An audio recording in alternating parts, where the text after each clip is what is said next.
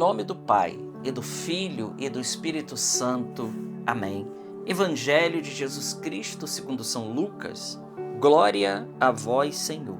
Naquele tempo, grandes multidões acompanhavam Jesus.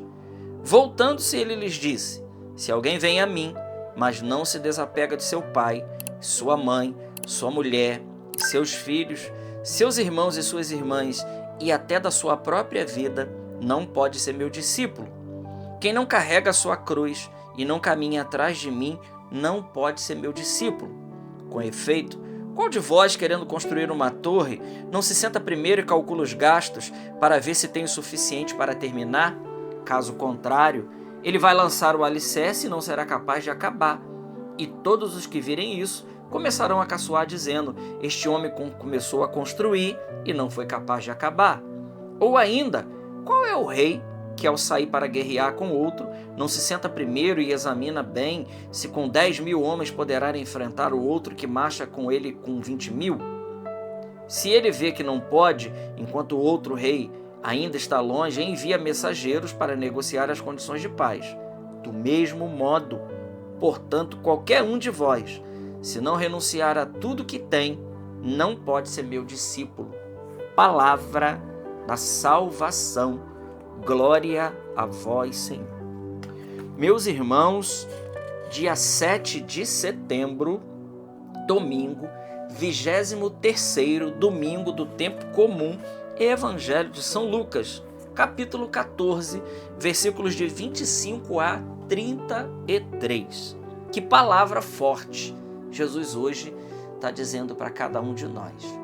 A primeira palavra que eu gostaria de destacar aqui é a palavra discípulo, né? Discípulo. O que significa a palavra discípulo? Bom, discípulo significa aluno. Então Jesus, ele é o mestre e nós, enquanto discípulos, nós somos alunos do mestre. E como aluno, você sabe bem o que o mestre e o aluno faz, né? O aluno, ele aprende com o mestre. Jesus, então, aqui, nesse evangelho, ele está dando para cada um de nós um ensinamento. Agora, antes mesmo da gente falar desse discipulado, eu gostaria de trazer essa realidade. Por quê? Porque muitas pessoas até têm um apreço com Jesus, né? Para muitas pessoas, Jesus, ele é um curandeiro. Para algumas pessoas, Jesus é aquele que resolve os problemas da sua vida, né? Outros são fãs de Jesus, acham ele um cara legal, alguém do bem, alguém que faz o bem, né? Então, é aquela enquete que Jesus fez certa vez em Cesareia de Filipe, no capítulo 16 do Evangelho de São Mateus. Jesus faz uma enquete e pergunta: olha, o que dizem aí no linguajar do povo que eu sou? Um dizem que você é Elias, outro que é João Batista, outros que alguns dos profetas. E Jesus depois pergunta para os íntimos, né? Então, Jesus ainda, para muitos, né? Ele é muita coisa. Mas nós nunca podemos esquecer que Jesus, ele é Deus. Sim, Jesus é Deus, ele é o Senhor. O Concílio de Nicéia colocou isso com toda clareza, quando Ário, né, lá no ano de 325, ele, então, vai dizer que Jesus, ele não era Deus, mas ele era a criatura mais perfeita de Deus. Não, o Concílio com Santo Atanásio vai dizer, não, ele é consubstancial ao Pai.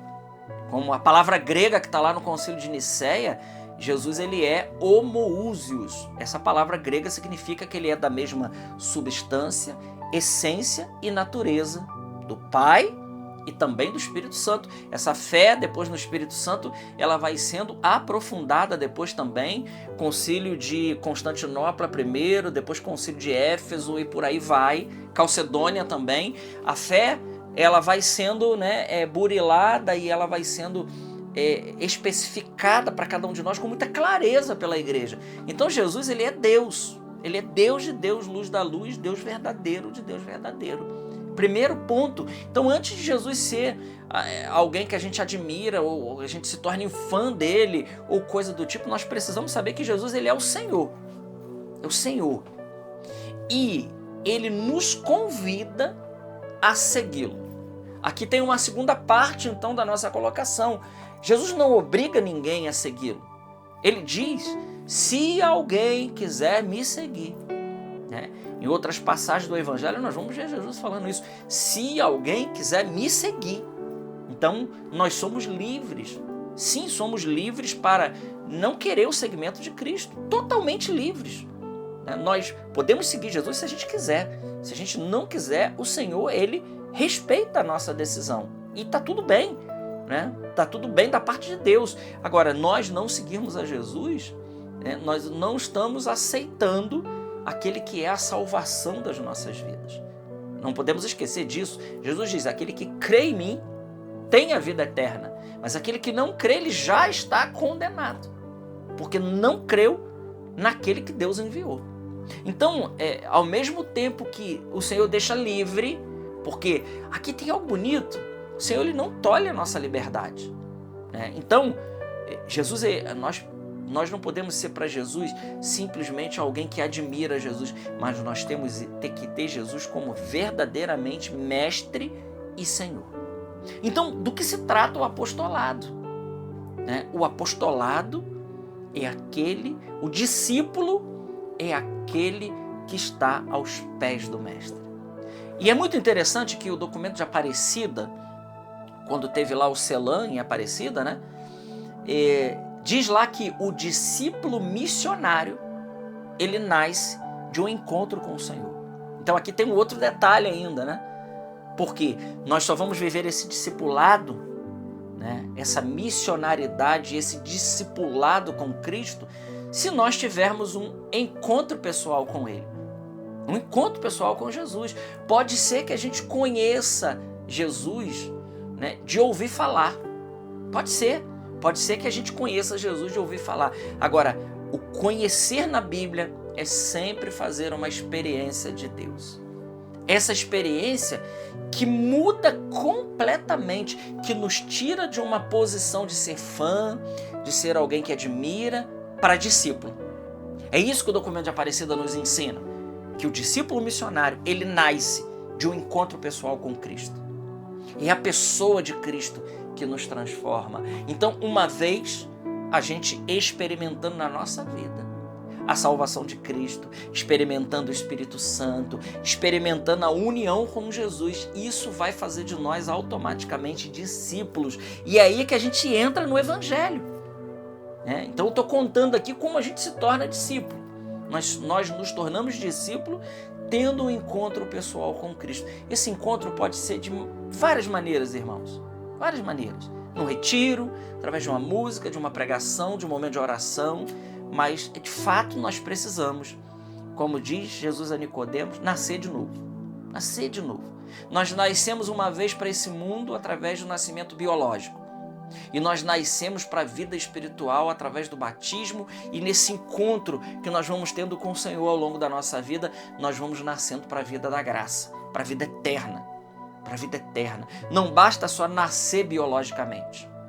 E aqui fica um grande adendo, Não dá para não batizar, Porque o batismo nos confere esse novo nascimento.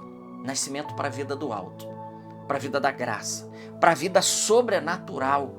Esse é o melhor presente que a gente pode dar para os nossos filhos, o santo batismo. E claro, depois toda a vida sacramental, mas o batismo é a porta. Então, se tornar discípulo é estar aos pés do mestre, é aprender do mestre. E aqui Jesus diz algo muito importante: se alguém vem a mim. Então aqui, depois desse encontro com o Senhor, então vem a formação. A formação de Jesus qual é? Se alguém vem a mim, mas não se desapega, e essa palavra é extremamente importante na vida de santidade. Desapego. Desapego. Aqui está o segredo, o segredo de uma vida em Deus. É desapegar. É desapegar, estar desapegado. Porque desapegado, nós vamos estar livres. Aquele que não é livre, ele não consegue ser discípulo de Cristo. Ele não consegue servir, ele não consegue seguir. E se a gente for parar para fazer uma reflexão sincera e profunda na nossa vida, nós vamos ver, meus irmãos, se nós fizermos sinceramente, nós vamos ver que nós estamos muito e somos muito apegados ainda a esse mundo e a todas as coisas desse mundo. Somos muito apegados. Jesus está dizendo, então aquele que não se desapega de seu pai, sua mãe, seus irmãos, seus filhos, Jesus aqui está dizendo o quê? Que ele precisa ser o mais importante na nossa vida. Com isso, Jesus não está dizendo que a gente não possa amar os nossos pais, a nossa mulher, os nossos filhos, as nossas coisas, nada disso. Não, mas tudo isso vem em segundo lugar. Em primeiríssimo lugar, o que o Senhor está dizendo para nós, o discípulo é aquele que tem ao Senhor em primeiro nas nossas vidas. Muitas vezes nós dizemos que Jesus é o Rei, é o Senhor, é o Quírios da nossa vida. Mas muitas vezes nós tratamos ele como se fosse, por exemplo, a rainha da Inglaterra. Nós sabemos que a monarquia, né, é só uma fachada, porque quem manda mesmo é o primeiro-ministro. Muitas vezes nós dizemos que Jesus é o rei, mas nós somos o primeiro-ministro da nossa vida. Somos nós que damos as ordens. Somos nós que... nós temos Jesus como rei, uma figura. Mas quem decide a nossa vida não é o rei Jesus. Somos nós. Nós somos o primeiro-ministro da nossa vida. E não é assim. O que Jesus está dizendo no Evangelho de hoje, nesse 23º domingo do tempo comum, ele está dizendo que nós precisamos se desapegar de tudo. Viver uma vida segundo a vontade de Deus. E aí aquela música diz tudo muito tranquilo, né? Mas eu bem sei que o meu futuro está nas mãos do meu Jesus que vivo está. Então nosso futuro, ele pertence a Deus. Se nós somos discípulos de Cristo e nós estamos livres para segui-lo, colocando ele em primeiro lugar, acima de todas as coisas, saiba, nós vamos ser discípulos de Cristo. E depois Jesus aqui ele vai dizer, ele dá 2 exemplos para nos mostrar que nós temos que ponderar isso. Nós temos que ponderar. Nós temos que ponderar e calcular as coisas, aquilo que a gente vai precisar deixar para trás. Muitas vezes a gente não pensa nisso na nossa vida. Quantas vezes nós queremos um discipulado, queremos caminhar com Cristo, mas somos incapazes, vou falar de uma coisa muito simples. Por exemplo, se desapegar de amizades que não nos levam para o céu. Eu estou dando um exemplo bobo aqui, pequeno. Quantas vezes é necessário, meus irmãos, que a gente se desapegue de amizades que, além de não nos fazer bem, algumas delas, inclusive, nos fazem mal, nos levam para o pecado. Mas nós queremos ficar bem com todo mundo. Jesus diz, quem pensa assim não pode ser discípulo de Cristo. Quem coloca a mão no arado e olha para trás, vai dizer Jesus em outra passagem, não pode ser meu discípulo. Não pode ser meu discípulo. Então o discipulado requer isso.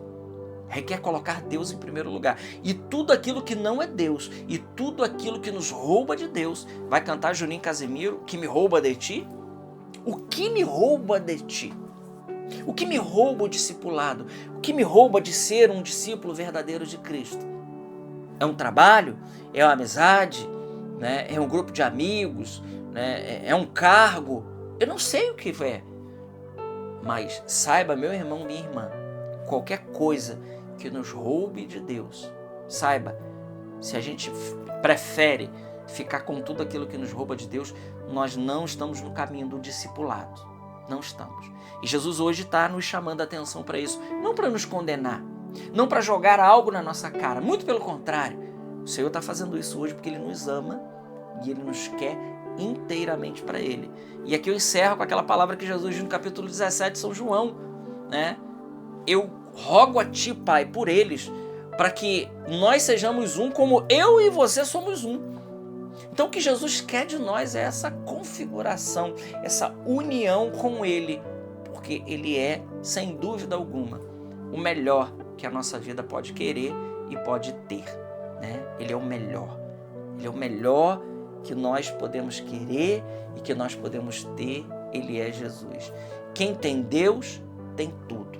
Quem perde Deus, perde tudo. Deus é o nosso tudo. Glória ao Pai, ao Filho e ao Espírito Santo, como era no princípio, agora e sempre. Amém.